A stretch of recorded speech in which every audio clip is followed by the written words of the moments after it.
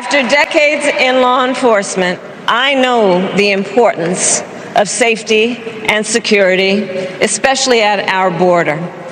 Last year, Joe and I brought together Democrats and conservative Republicans to write the strongest border bill in decades. The Border Patrol endorsed it. But Donald Trump believes a border deal would hurt his campaign. So he ordered his allies in Congress to kill the deal. As Commander-in-Chief, I will ensure America always has the strongest, most lethal fighting force in the world. Mr. Chairman, distinguished members, thank you for this opportunity. The only true consequence we have to slow down and discourage people from coming into the United States illegally is sending them back to their country of origin. Throughout the first 3+ years of this administration, I saw a steady decrease in the countries we could send people back to. For the first time in my 25 years, and under 5 different administrations, whether through neglect or on purpose, I saw a large-scale lapse in our ability to return people to their country of origin. The inability to send people home meant that most people being arrested for illegal entry would either have to be detained or released. The current administration, however, from day one, made a point of decreasing the amount of detention space available nationwide. Immigration and Customs Enforcement's funding for detention has steadily been cut and private detention eliminated. The fact that so many illegal aliens are being released into the United States spread worldwide very quickly. As this happened, the numbers the Border Patrol encountered illegally crossing the border increased exponentially. The impact to me and my agents were significant. Sectors were ordered to take in and process all the illegal aliens encountered on the border. The Border Patrol saw groups of hundreds and thousands coming into the United States and turning themselves in. These numbers pulled 80, 90, sometimes 100% of the agents on duty away from the border. Border Patrol zones across Texas, Arizona, and California had no agent presence for weeks and months at a time. Those who did not want to be caught could simply walk in. We have no idea who and what entered our country over this time. Throughout 2022 and 23, I sent agents to Texas and Arizona to count gotaways. Those sectors could not even put enough agents in the field to see what they'd missed. Simultaneously, in San Diego, we had an exponential increase in significant interest aliens. These are aliens with significant ties to terrorism. Prior to this administration, the San Diego sector averaged 10 to 15 SIA arrests per year.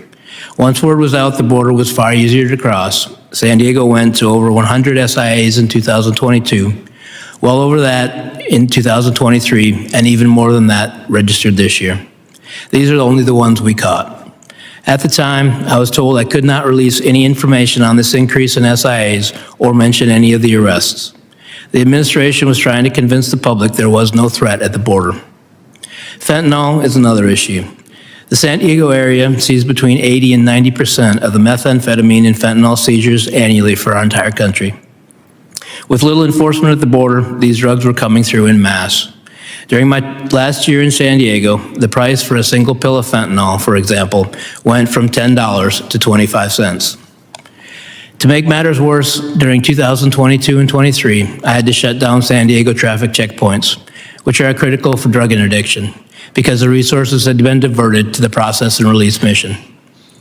The large numbers also had and still have a negative impact on the San Diego community. I had to release illegal aliens by the hundreds each day into communities who could not support them. To quiet the problem, 2 flights a week were provided from San Diego to Texas. These flights simply brought aliens that would have been released in San Diego over to Texas. Each flight cost approximately $150,000. This was the administration's way to try and quiet the border-wide crisis. Once these flights were stopped and the releases continued, California saw the true economic impact. I received calls from the governor's office, local mayors, and hospital administrators asking me if we could keep injured aliens in custody so the federal government would pay the medical bills. Through pressure from the administration, my headquarters became more interested in the fiction that being portrayed in the media and not at all concerned with reality. Each time we asked for help in dealing with a new issue, it fell on deaf ears. At times in San Diego, we had 2,000 or more aliens sitting in between the fences asking to turn themselves in. I was told to move them out of sight of the media. Meanwhile, Border Patrol agents are continually forgotten and neglected by the media and this administration. These agents deal with death, women and children that have been raped, abused, trafficked, bought and sold, families that have spent months in terrible conditions, sickness, and despair. If you look at the dramatic rise in the number of suicides within the Border Patrol, it is directly correlated with the migrant surge. The agents have been pushed beyond their limit, and this has greatly impacted their physical and mental health. While current numbers of aliens crossing our border are lower in comparison in recent months, there's a reason for this. After nearly 4 years, this administration finally started to ask Mexico for help in slowing down the traffic through their country. This and other actions make a difference, but why has it taken so long? All of these tactics were being used before this administration took office, but this administration stopped or greatly limited them. I'm also concerned this will not be maintained. The problems we are facing at the border have solutions. These solutions can be quite simple and cost far less than the mess currently occupying so much time and money. The return to a policy of enforcing the law and returning illegal aliens to their home countries is required. Thank you. Chairman Jordan and Ranking Member Nadler and distinguished members of the committee, my name is Mike Boudreau. I am the Sheriff of Tulare County in California. Tulare County sits in the heart of California, right in the center. We're a very large agricultural community. I have spent 38 years in law enforcement working in the sheriff's office and working with victims throughout my career. I am also an FBI National Academy graduate in Class 251, where I have law enforcement leaders from all over the country and as well all over the world who I have connections with. When it comes to the dangerous and sometimes deadly impacts of what I feel is a failed Biden-Harris administration on open border policies, the impacts of illegal immigration in California, I must say that I have a front row seat. I also served as the California State Sheriff's Association president, where I meet regularly with all other 57 sheriffs, there's 58, me being number 58, in the state of California hearing their stories. There's a few examples that I would like to be able to provide today. We have a long issue of illegal immigration in California. However, over the last 3 years of the Biden-Harris administration, we have a deadly impact of violent criminals coming into our communities. We have migrant communities of farm workers who are now infiltrated and terrorized by those that they had fled other countries from, who are now in our communities terrorizing them, threatening their children to be involved in drug trafficking, gun running, drug dealing, as well as gangs and sexual activity of children. I'm very involved with these migrant communities as the sheriff, and I can tell you the personal stories and impacts are heart-wrenching. Many of these communities have to do what's called paying rent. You must give money to the drug lord or the gang member or the violent criminal of those that you fled if you want to live peacefully within that migrant community. I'm very familiar with Kamala Harris as the Senator and Attorney General in California, and I can tell you that the words that she has often spoken when it comes to defunding the police and ICE kin to the KKK is demoralizing to law enforcement and those trying to protect our country and protect victims here in California and the United States. I have, as the president, walked the border, and over the course of the 38 years as sheriff, I have visited the border many times, and I have many friends in the Border Patrol as well as Homeland Security, and I can tell you that they are frustrated. Thousands of people coming through a day where I visited and I saw people from Yemen, China coming through. In our town, we had a friend of mine, Jody Jones, his brother was shot and killed at an AM/PM mini-mart, where an illegal immigrant who had been deported 3 times over found his way back into the United States, attempted a robbery, and shot and killed a man. My deputies got into a pursuit and got into a violent shootout with this man. We have a case where that's called the reign of terror. I can tell you, as the Attorney General, Kamala Harris often lessened the impact of law enforcement with her quotes of defunding the police. I have story after story, but most recently what we're starting to see is an influx of Mandarin, or those from China. We're unraveling a human trafficking case of over 40 women who are involved in sexual prostitution up and down the state of California, who have found their way across the border and are here illegally, and that case is ongoing. We have financial crimes from Mandarin, thieves from China, who are stealing millions of dollars online from our elderly in the Central Valley and up and down the state of California. We had an illegal immigrant, El Mano Negro. He was a hired hand by the cartel, where we arrested, and finally he admitted to killing and assassinating over 25 people in our county at the hands of the cartel.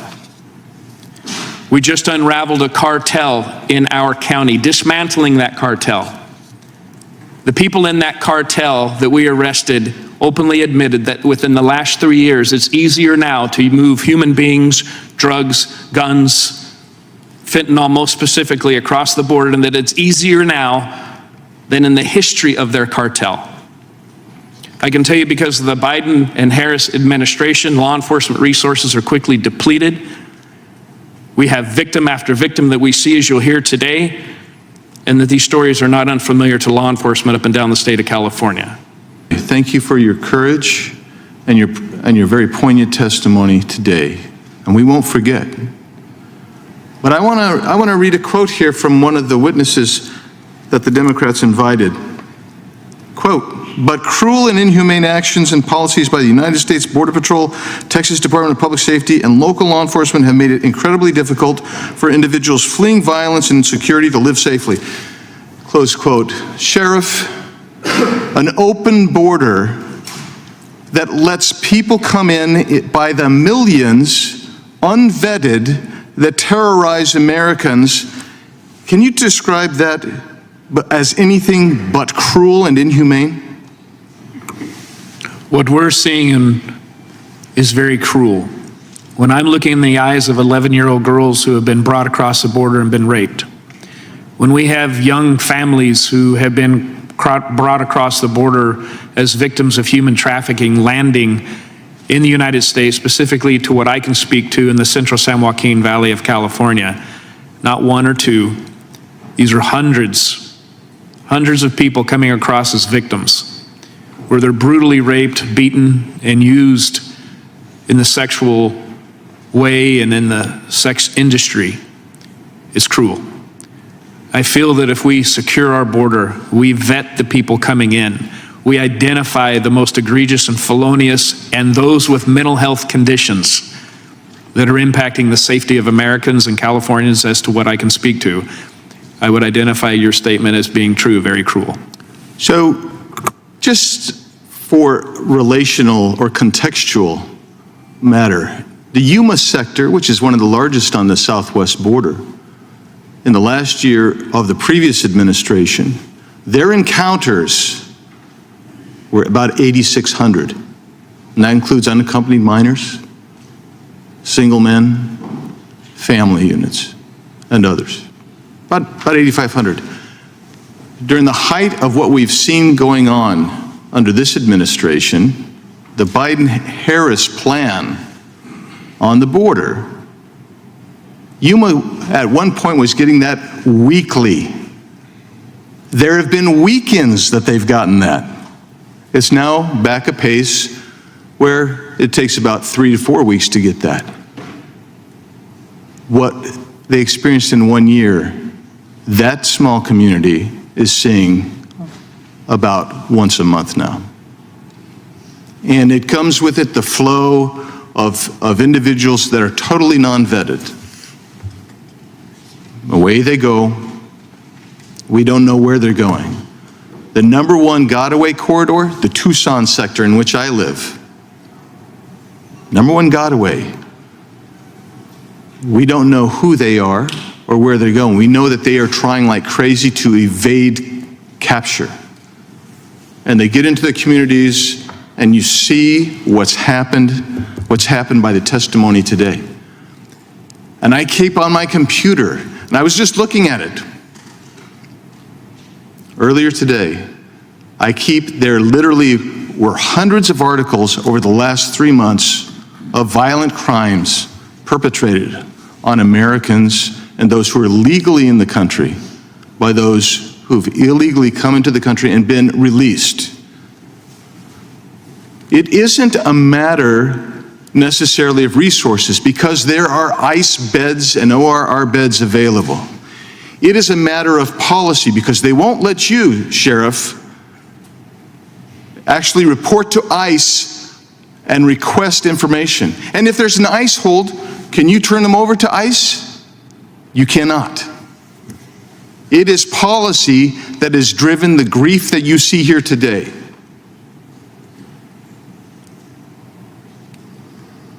My time is up. That's all for today. Thank you. If you want global news to keep you up to date on any new developments, please subscribe our channel and forward our content with your friends on social media and email. Thank you very much for keep supporting me. Stay safe, be blessed. Namaste. Thank you, God bless you, and God bless America.